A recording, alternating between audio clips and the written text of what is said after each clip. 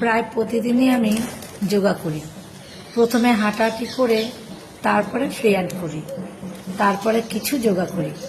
তবে আমি খুব যে ভালো পারি সেটা কিন্তু না, তবে ভালো করার চেষ্টা করি, কারণ আমাকে ভালো থাকতে হবে।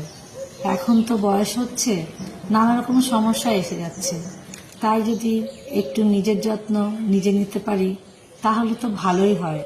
একটু কষ্ট হয় প্রতিদিন এইভাবে সকাল সকাল ঘুম থেকে উঠে এইসব করা, কিন্তু কি আর করা যাবে। এই যে নিজেকে একটু সুস্থ থাকতে হবে। আমরা যদি সুস্থ থাকি তাহলে আমাদের সন্তানরাও ভালো থাকবে, দুশ্চিন্তা করবে না। এখন তো আর রোগের কোনো বয়স লাগে না, যে কোনো বয়সের মানুষেরই এক একটা নানা রকম রোগ এসে যাচ্ছে। আর মেয়েদের কথা বললে তো আর শেষ হবে না। এখানে ব্যথা, ওখানে ব্যথা, ব্যথার জন্য কোনো শেষ নেই। তাই একটা জিনিস বুঝেছি, নিজের ভালো রাখতে গেলে নিজেকেই যত্ন নিতে হবে। এর জন্য লজ্জা করলে হবে না। আমি যদি এখন ভাবি আমার তো বয়স হয়েছে, আমি তো শাশুড়ি হয়েছি, এখন কি আর এসব করব? না, এসব ভাবলে কিন্তু হবে না। আমরা যদি নিজের যত্ন নিই তাহলে কিন্তু আমাদের সন্তানদের আগে থেকেই বলতে পারবো যে তোরা এখন থেকেই নিজের যত্ন নিতে শেখ। কারণ এখন কিন্তু অল্প বয়সেই সুগার, প্রেশার, নানান রকম রোগ এসে যাচ্ছে।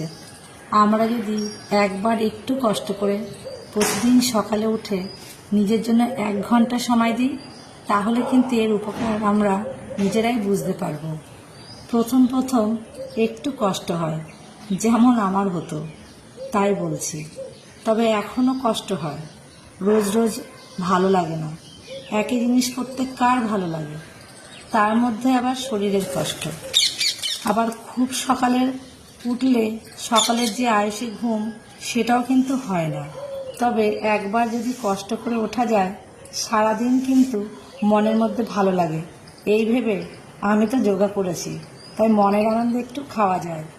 আমি তো আবার খেতে কিন্তু খুব ভালোবাসি। আমার মনের মধ্যে যেটা হয় সেটাই কিন্তু আপনাদেরকে বললাম।